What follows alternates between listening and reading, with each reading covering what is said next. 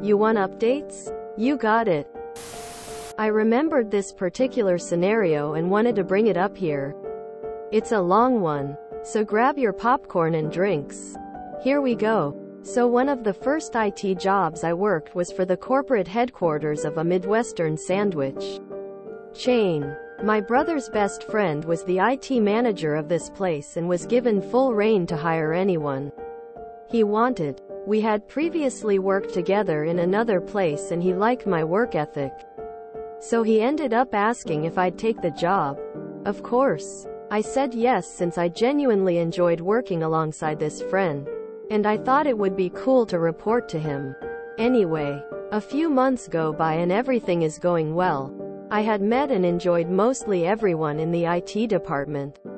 The one day, the CEO congratulates and welcomes a new CTO. This confused me as I thought that my friend's boss was the CTO. But I then was told that he was actually an interim CTO this whole time. So, being green and naive, I decide to take it upon myself to meet the new CTO. The conversation goes more or less like so. Me. Hi. My name is Jerry. I am one of the help desk technicians here. It's a pleasure to meet you and look forward to working with you. Sticks out hand to shake hands, CTO. Blank stares at my hand. Then back at me. Yeah, so if you need anything or have any questions, I will do my best to help. CTO. So just because I am a woman, I need help? And what exactly can a help desk help me with? Don't offer help to me unless I ask for it. Got it? Quote. My friend saw this and was honestly shocked. To this day, that entire exchange still haunts me. In any case, I moved on and ensured to try to stay out of the CTO's way. I decided I wanted to just do my job and work with my friend. The entire time I worked there, my friend had kept me in the loop with all his projects and his work so that I could hopefully be successful in the field. Then, one day, when I get to the office, I am informed that my friend was fired by a demand of the CTO since he was not meeting expectations. Despite all the reports showing that his leadership and changes did in fact yield very high ratings for ticket closures and customer satisfaction. That same day, the CTO comes to the help desk room and walks up to me. She then says, "Hey you worked alongside that manager, right? Well, I am making you the interim manager since you know most everything he was working on." I felt like this was two slaps to the face. One being that she didn't refer to me by my name, and the other that she gives me my friend's job the same day he was fired. A few weeks go by and I just experience going to meeting after meeting. I keep getting told that performance ratings and customer satisfaction is dropping. In particular, the biggest gripe that was reported was that work orders were not getting any updates for days on end, and that the requesters were beginning to feel that we were ignoring their issues. I tried to reply with plan that I had to help alleviate this. But the CTO said, "We will make sure this is fixed," and would not let me speak. After all those meetings, the CTO sets up a meeting with myself, the director of infrastructure, we'll call him Matt, and the previous interim CTO, who we will call Joe. CTO. Okay. How are we going to fix the problem with the work orders? Me. Well, I've got a plan that should help with this. See, what I need to do is canvass the tickets and see CTO. If I needed a plan, I would ask for it. I want an answer now. Me. Okay, well, I'm trying to give you the answer which is a part of this plan, CTO. Then it's useless if you can't get to the answer. Any other ideas? At this point, we all stayed fairly silent and the CTO was just more or less rambling to herself. At the end, her response was glorious. CTO. Okay, so moving forward, no matter what it is, I want every ticket to be updated immediately with anything that is going on with the request as it is being worked on. Me. Everything that's going on with the request immediately as it happens? Are you sure about that? I feel like that's going to cow, CTO. I know what I said. If I have to repeat myself. Consider yourself out of a job. Me. Silent for a second and then. Understood. She then proceeded to send an email, summarizing almost everything that happened in the meeting. She then writes that I had no constructive information to provide. But again, see her plan there. It was then that it occurred to me. Cue malicious compliance. I go back to the help desk room to announce the immediate change. Me.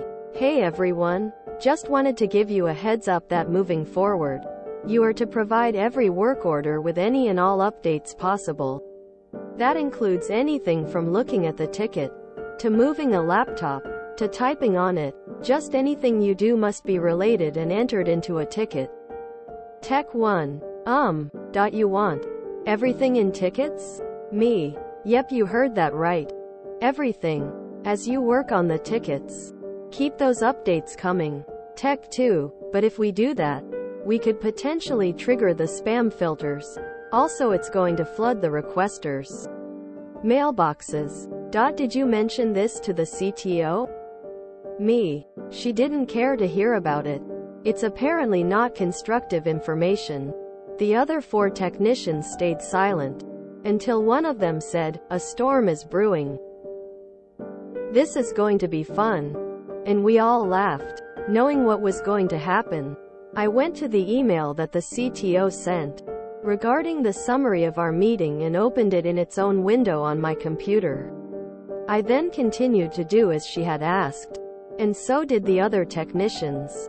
It wasn't even an hour before our updates were beginning to get blocked by the spam filters, and we started getting emails from the requesters asking us why we were updating the work orders so much.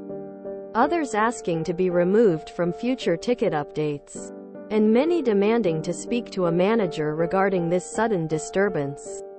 I updated the IT help desk email with an automatic replay that said something along the following. Thank you for your message. If this is in regards to your ticket updates, rest assured that we have your best interest in mind.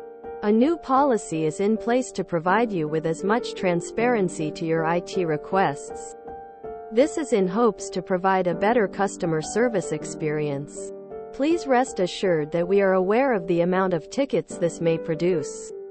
We hope to provide further support to you and look forward to completing your request shortly. Company IT Help Desk. It was not long after this that the CEO came into the help desk room and demanded to know what the hell was going on. I could tell he was ready to fire someone. When I calmly said, "Good afternoon, sir.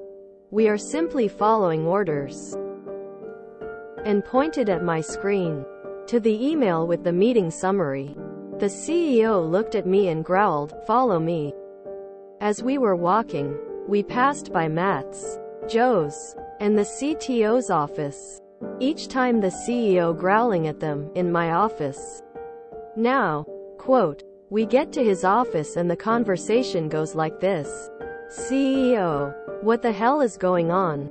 Me. I will reiterate. I am only following orders. CEO. And what exactly were these orders? Me. Reiterates the orders. Here is the email from the CTO regarding this order. CTO. Sir, I can explain. I was just thinking that, CEO. And did no one stop to think what issues this would cause? Matt. Well, Jerry did try to explain a plan to the CTO. Joe. If I am not mistaken, Jerry knows that if the Exchange servers detect multiple updates coming out like this in a small time window, it triggers a spam blocker. Me. And that's why my plan was to update each ticket only once a day, rather than after every single thing that was done towards the request. CTO. I ask you to update at the end of the day with everything that happened with the work orders. CEO. According to your summary, you did ask for ticket updates as they occurred, and Jerry's team provided this. Why did you not listen to Jerry's plan of action? CTO. Well, sir, I have been working in the field since before 2000. What can someone like Jerry provide me with? CEO. Well, he can provide you with the information to tell you why your idea has just caused the company a ton of money since now our exchange server got overloaded. Me. When I was talking about canvassing, I was trying to say that I wanted to reach out to each location's managers to compile a list of tickets to update in a scheduled manner, rather than do them all at once. But since you wouldn't listen to me and even threatened to fire me, I only complied with your plan. CTO. I cannot believe this is happening. Why am I being targeted here? Quote. At this point, the CEO asked Matt, Joe, and me to leave while had a word with the CTO on what teamwork means. Several minutes later, the network infrastructure team was able to reboot the exchange servers and remove the IT help desk mailbox from the spam filters. I later provided a mass email update to the organization, apologizing for any inconveniences that were caused and that I would be reaching out to provide planned support. I would soon find out that the CTO was placed on an unpaid leave until further investigation were pending. I ended up quitting a few months after that, since after the incident, the CTO was frequently trying to take her grudge out on Joe, Matt, and me. I did leave reporting the incidents to HR. I did later find out that the CTO was terminated and arrested for embezzlement. That was beautiful to read. And her, because I am a woman, stuff pissed me off. Being myself a woman. That was a heck of a read. But what happened with the embezzlement? I wanna know how this ends, lol. I did later find out that the CTO was terminated and arrested for embezzlement. There's always more. I swear. The dumb peels back in layers like an onion. And what do you find? More dumb.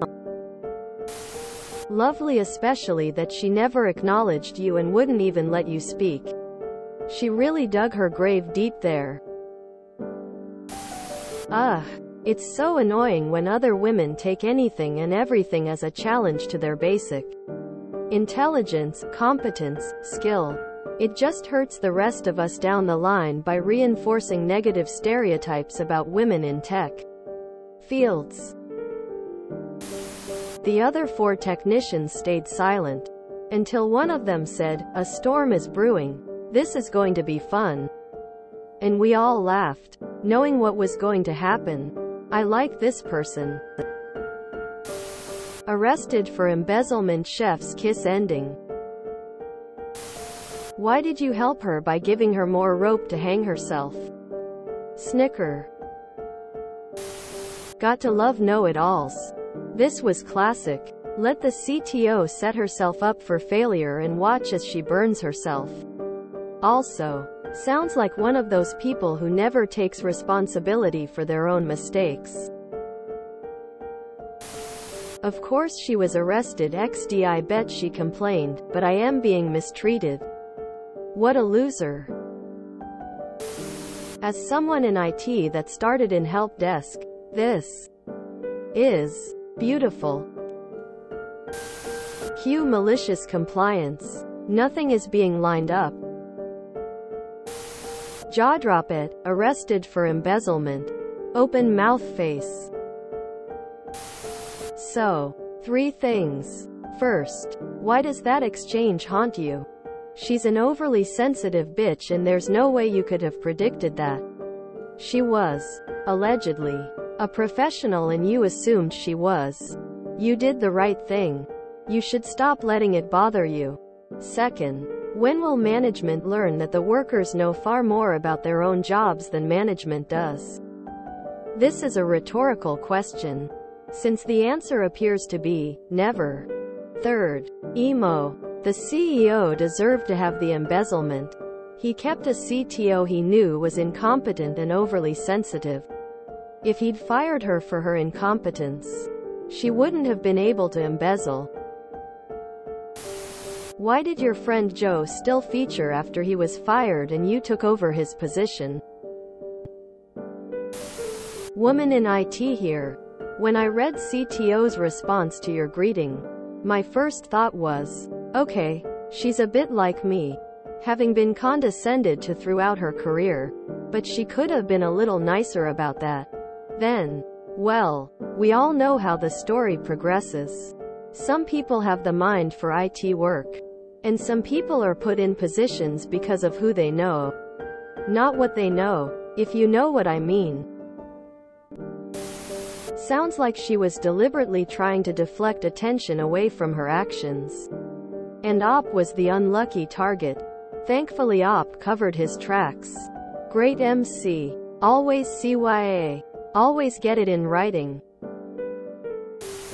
By the way, myself is used for reflexivity.